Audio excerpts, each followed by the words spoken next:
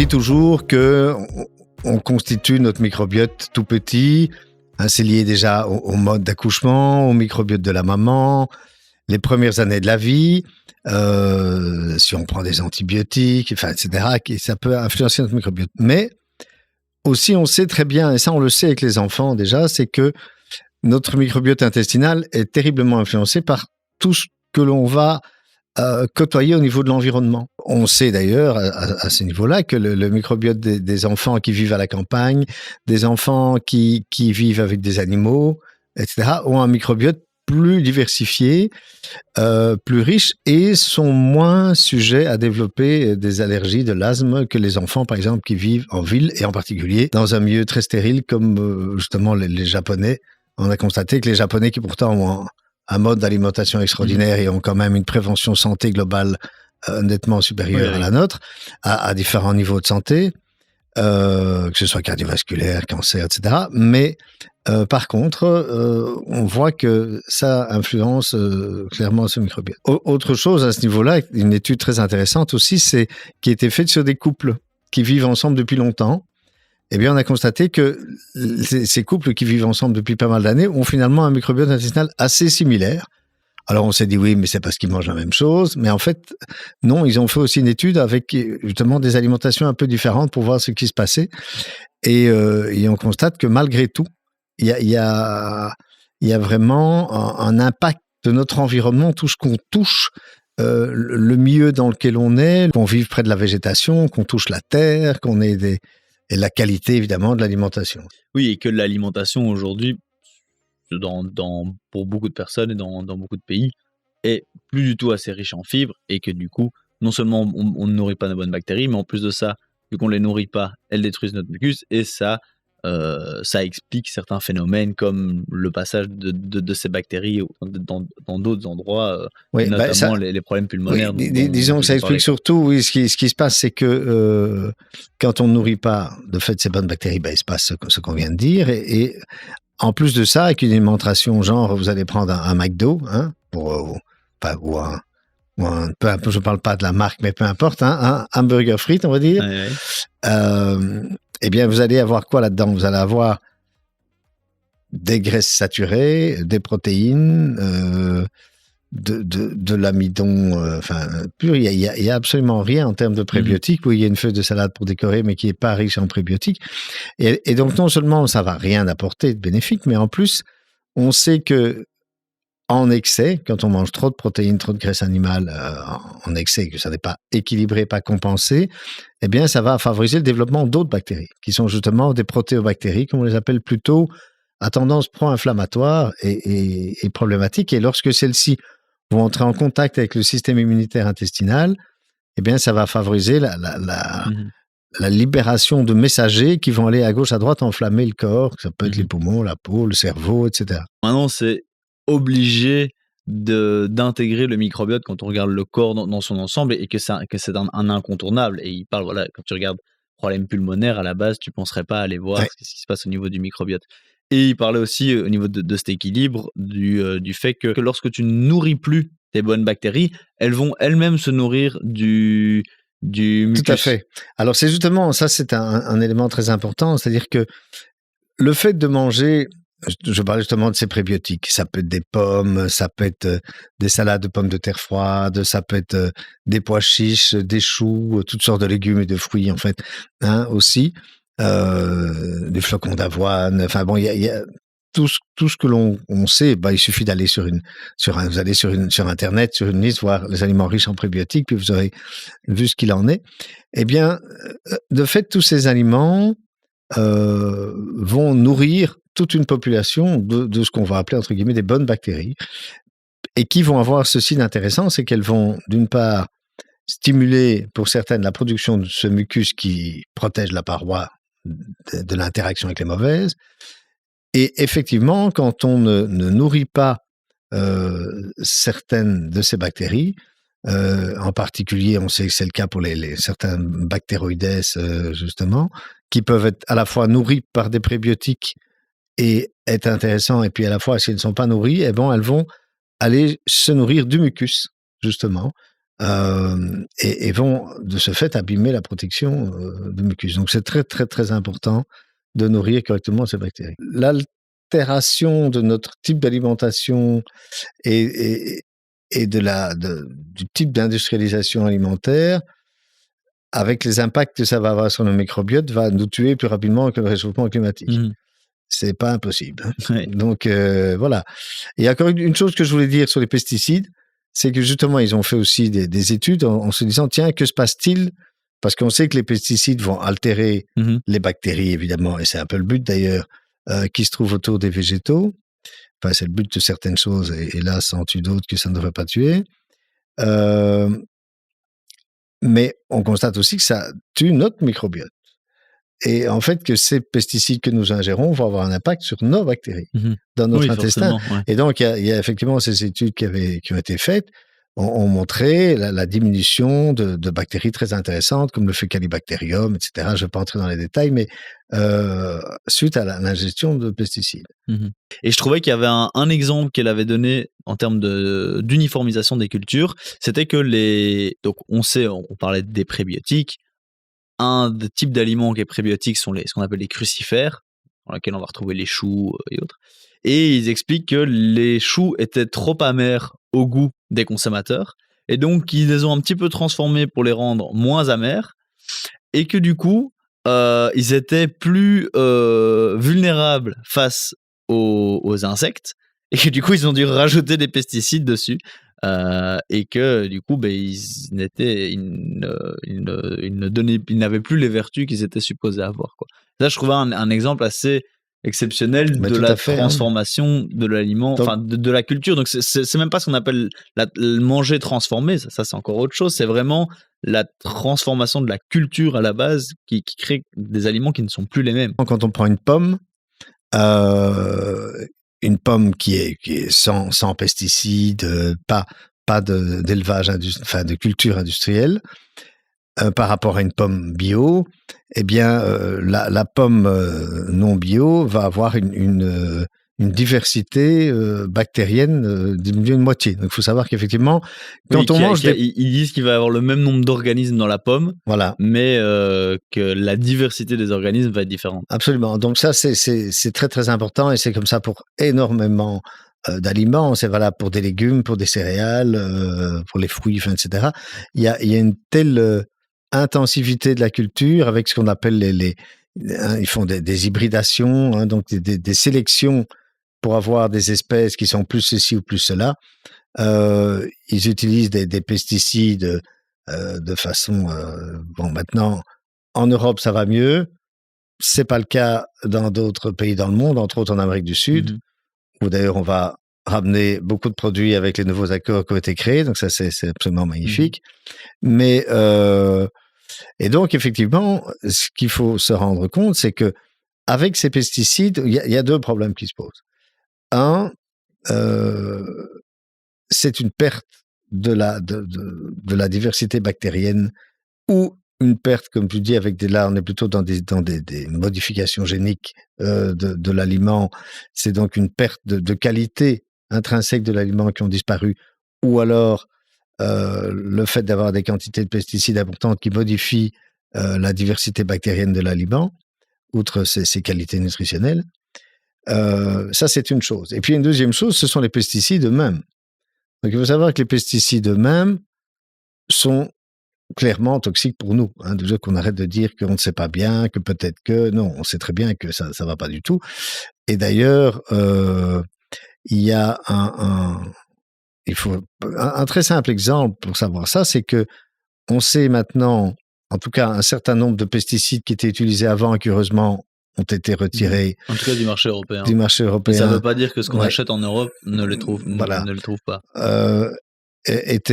Ont déclenché des maladies de Parkinson, donc ça c'est très, très connu, et même des pesticides comme le Roundup a un impact aussi là-dessus, a un impact sur le système dopaminergique, a un impact sur le système GABA qui joue sur l'anxiété, a un impact sur le système entérique qui joue sur la motricité intestinale, et donc c'est pas pour rien que les maladies de Parkinson chez les agriculteurs et chez les gens qui sont professionnellement exposés aux pesticides est considérée comme une maladie professionnelle.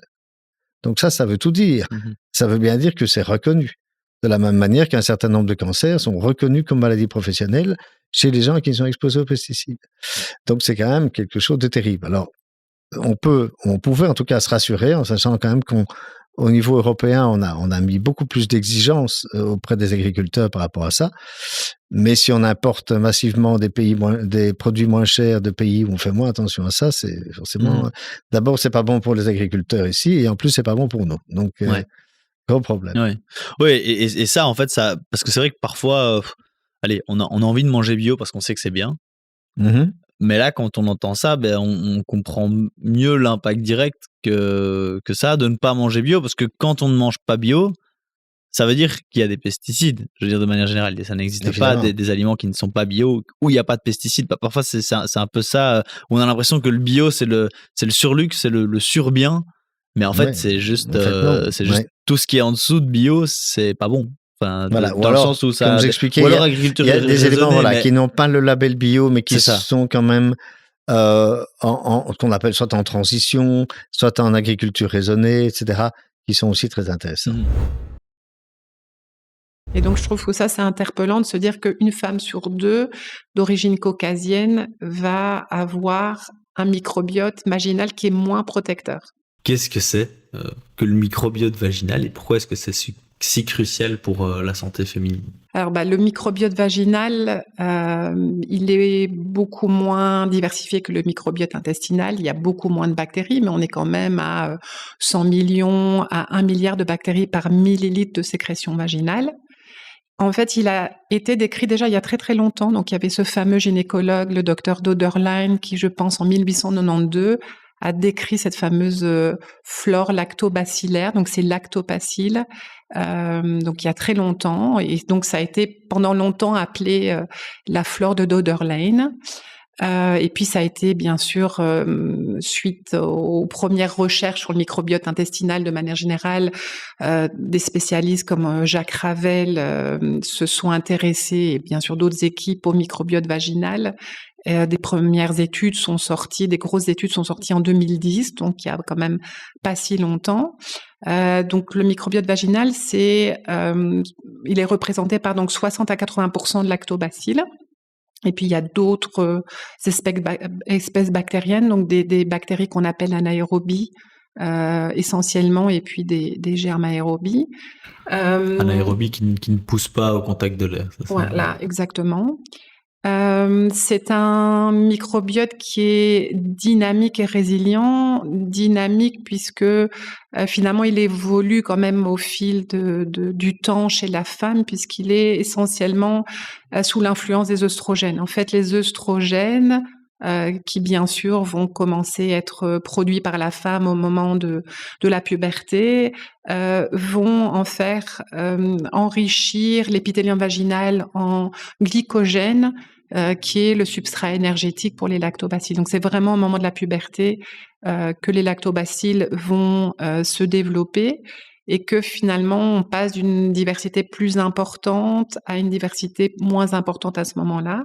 Et puis bien sûr à la ménopause, vu le climat à ce moment-là de la femme, avec une raréfaction des œstrogènes, on va avoir, alors je sais pas chez toutes les femmes, il y a des études qui montrent qu'il y a 50% des femmes qui vont quand même continuer à avoir des lactobacilles.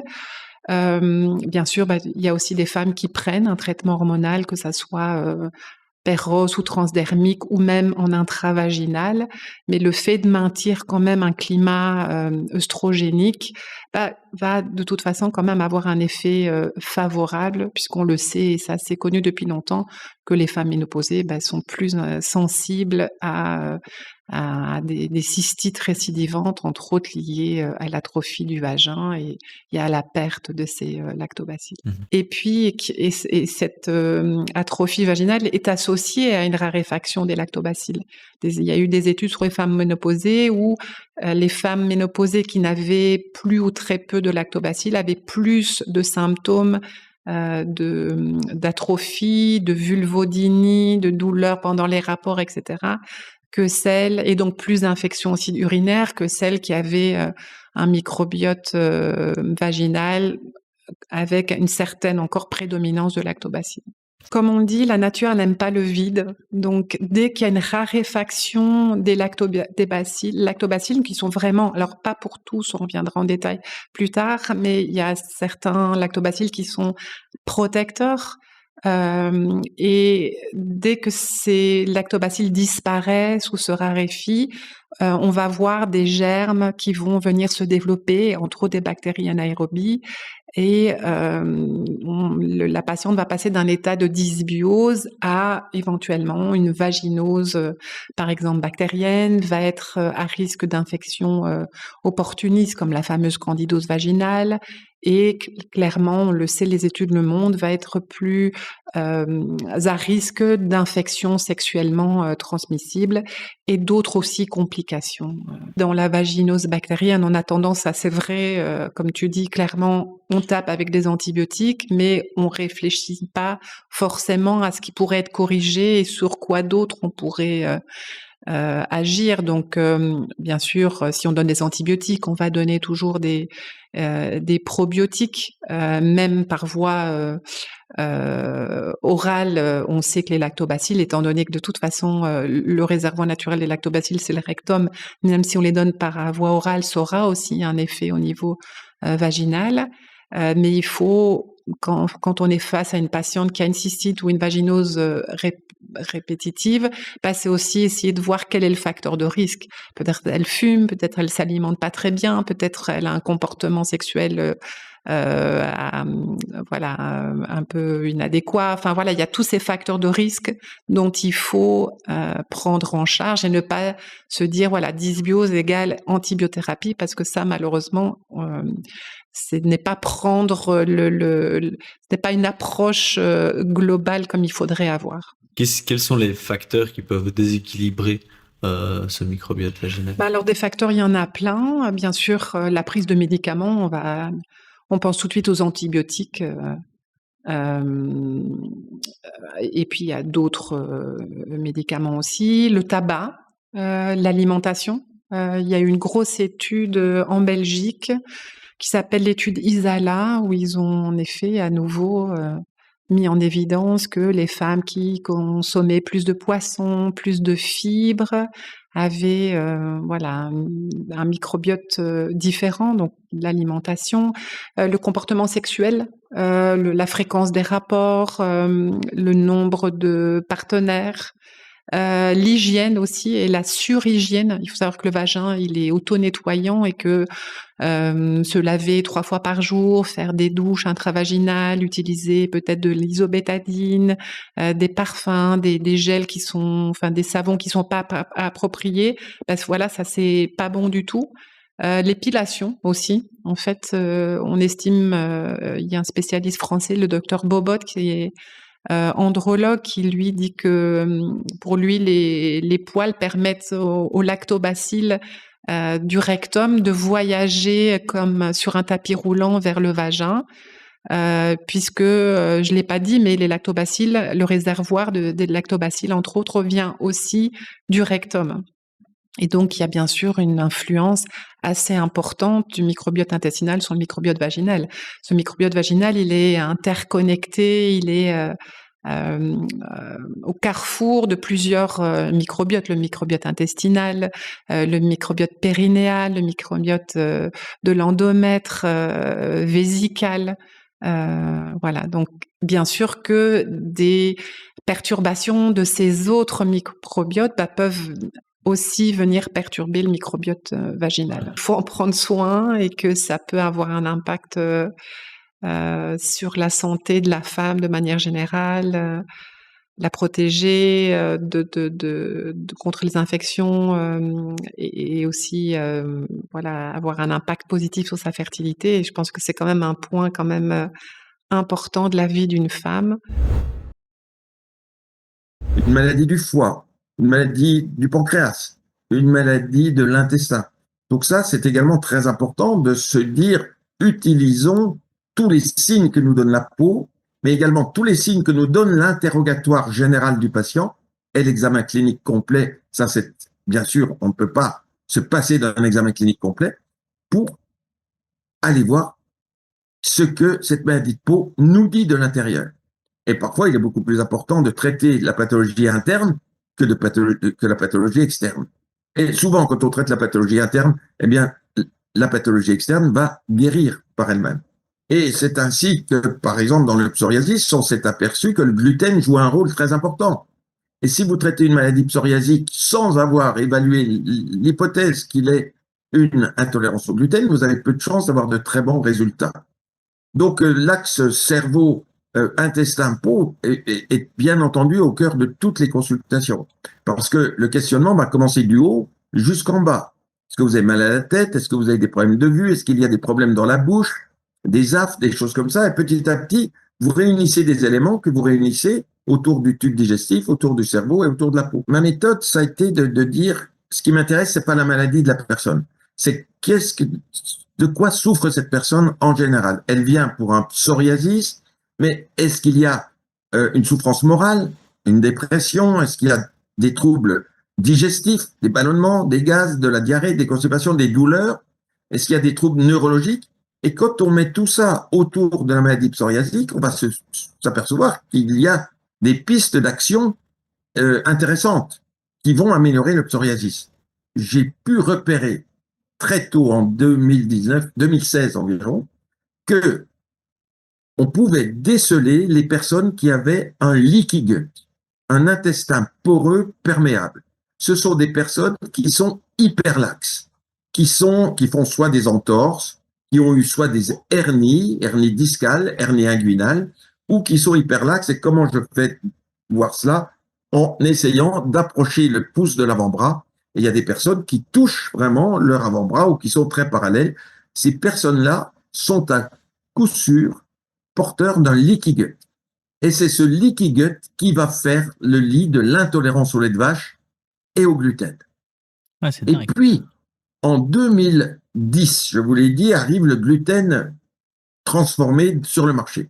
En 2015, un médecin, docteur Benjamin Lebwohl, écrit un article en disant, écoutez, je vais dire quelque chose qui va peut-être fâcher tout le monde, mais il y a la maladie cœliaque qui touche, je crois, une personne sur 100 due au gluten, maladie très sévère si on ne supprime pas le gluten.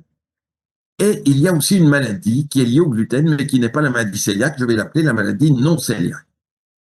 Et bien entendu, il a eu très peu d'écho parce que personne ne veut y croire. On a des habitudes dans le monde gastroentérologique pour penser que le gluten, s'il n'y a pas d'anticorps, s'il n'y a pas ceci, cela, il ne joue pas de rôle défavorable. Donc, on a vu des médecins qui ont contredit ce médecin en disant « Mais non, regarde, les anticorps sont négatifs, pourquoi dis-tu ça ?» Mais lui, il avait une attitude pragmatique, il a dit « J'arrête le gluten et je vois ce que deviennent les gens. » Et quand on arrête le gluten, les personnes allaient beaucoup mieux. Donc, c'était évident que le gluten jouait un rôle. Eh bien, j'ai pu, grâce à l'observation que j'ai faite de tous ces malades, découvrir que toutes les personnes sensibles au gluten avaient, en regard des coudes, la peau très rêche. En regard des genoux, une peau épaisse, striée, très rugueuse, et que l'on voyait même sur le face antérieur des cuisses des petits points que j'appelle la kératose folliculaire, et qui sont les signes de cette intolérance au gluten. Et donc, ça m'a fait progresser énormément parce que je peux l'affirmer en examinant quelqu'un qui vient pour quelques symptômes que ce soit, dire attention, vous êtes intolérant au gluten. Oui, qui de plus, comme vous dites, est un poison qui est apparu par la suite dû à sa transformation. En fait. Est-ce que vous observez, du coup, dans votre pratique ou dans les discussions que vous avez avec vos confrères, une augmentation des cas de problèmes de peau depuis l'apparition, du coup, de ce nouveau gluten? Bien sûr, parce que on sait aujourd'hui que le gluten va être impliqué dans un grand nombre de cas de maladies psoriasiques. C'est même un facteur causal important. Le gluten va être impliqué dans pas mal de pathologies, même auto-immunes.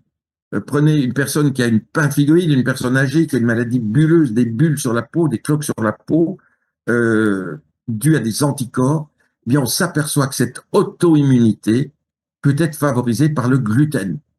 Et donc, dans toutes les circonstances de pathologie de la peau, il faut envisager l'hypothèse du rôle délétère du gluten. Et beaucoup de personnes qui sont en échec thérapeutique, qui ont pourtant des bons traitements, des immunomodulateurs, etc., mais qui ne guérissent pas, sont des personnes chez qui l'arrêt du gluten va être déterminant. Oui, et au final, c'est comme vous disiez avec le lait, c'est quelque chose d'assez facile de faire le test au final. Est-ce que ça Oui, c'est marche ou facile. pas? On arrête et on voit On dit comment à on la sent. personne, vous arrêtez pendant 1 mois et vous voyez les résultats. Mhm. Et cette intolérance, je considère qu'on peut espérer qu'elle disparaisse au bout d'1 an. C'est-à-dire qu'au bout d'1 an, sans gluten, sans lait de vache, l'intestin va se réparer. Et donc, on va redevenir tout neuf au bout d'1 an et on pourra remanger quasiment normalement en faisant quand même attention à limiter énormément les quantités de gluten et de lait de vache. Mais on pourra reprendre un petit morceau de fromage de vache, on pourra reprendre un petit morceau de gâteau, très certainement au bout d'1 an. Et donc, ce n'est pas à vie. Cette intolérance n'est pas à vie. Mais on ne peut pas faire autrement aujourd'hui que d'espérer la guérison de l'intestin simplement en supprimant le gluten et lait de vache. S'il y avait un médicament pour le faire, on le privilégierait, mais il n'existe pas. Est-il possible de privilégier certaines farines du coup plus anciennes qui ne vont du coup pas contenir cette transformation, ou est-ce que même dans ce qu'on appelle aujourd'hui farine plus à l'ancienne ou méthode maison ou autre, est-ce qu'au final c'est devenu la norme dans l'agroalimentaire? Est-ce que c'est quelque chose que l'on sait ou on ne sait pas trop? Non, vous avez raison. Effectivement, les blés anciens sont moins riches en gluten et le gluten n'est pas transformé. Et donc, ils sont tout à fait souhaitables. Simplement, comme il faut, dans un premier temps, arrêter tout gluten que ce soit, on va arrêter tout gluten. Et on remplacera par du petit épeautre, d'autres farines qui n'ont pas beaucoup de gluten. Mais dès qu'on pourra reprendre au bout d'1 an, oui, on pourra conseiller les blés anciens, tout ce qu'on aurait pu espérer que ces sociétés qui vendent le gluten et les farines aux boulangers aient contacté. On aurait aimé qu'ils ne fassent pas leur propre marque de blé et de gluten, parce que celle-ci est également produite avec des pesticides, vous le savez très bien, pour tuer les pucerons et tout ce qui pourrait gêner la pousse du blé. C'est une question effectivement économique. On nous a dit qu'il fallait, pour nourrir la planète, et on n'avait pas le choix, il fallait faire comme cela. Bon, mais néanmoins, on a un blé qui n'est pas des plus satisfaisants pour notre intestin. Vous m'avez tendu la perche avec le cerveau tout à l'heure. Il faut dire qu'effectivement, la souffrance morale, la dépression jouent un rôle très important. Et là encore, on avait une femme qui a fait, une femme à 65 ans, fait une éruption très très grave, qui laisse penser qu'elle a une maladie de Hodgkin aussi. Eh bien, en questionnant sur sa vie, elle se met à pleurer. Elle nous dit, il s'est passé quelque chose de très grave quand j'avais 14 ans. Et votre mari est au courant? Non. Ma fille? Votre fille est au courant? Non. Elle est psychiatre? Non, j'ai rien dit. Et on discute. Elle arrive à nous avouer que son propre père l'avait emmenée à Paris pour visiter la Tour Eiffel et qu'en fait, il l'avait emmenée dans un hôtel et il avait abusé d'elle. Et cette femme de 65 ans, toute sa vie, a gardé ce choc du viol qu'elle a subi de son père, et elle continue à voir son père, elle continue à lui parler parce qu'elle me dit je ne veux pas qu'il me déshérite, c'est un drame quotidien. Eh bien, on a fait prendre en charge cette douleur morale, cette souffrance morale, par l'équipe du CAVASEM, Centre d'aide aux victimes d'agressions sexuelles qui se trouve dans les hôpitaux, par le mari, par la fille. Eh bien, en 15 jours, la malade a vu disparaître sa maladie considérée comme un lymphome. Rendez-vous compte. Bien entendu, ça ne veut pas dire que tous les lymphomes soient dus à ça, mais on doit s'occuper de tous les éléments extérieurs quand on a une maladie et pas cibler seulement la maladie. Oui, c'est sûr qu'on peut comprendre de plus en plus les mécanismes via lesquels le cerveau va jouer sur l'intestin et inversement l'intestin va aussi jouer sur le cerveau. Et je pense que c'est quelque chose qui est bidirectionnel et dont il est parfois compliqué de trouver la cause, comme dans l'exemple que vous donniez ici. Oui. Et il faut du temps. Il faut du temps et de la passion. Et ça, je pense que la passion, les médecins l'ont et le temps, il faut leur donner.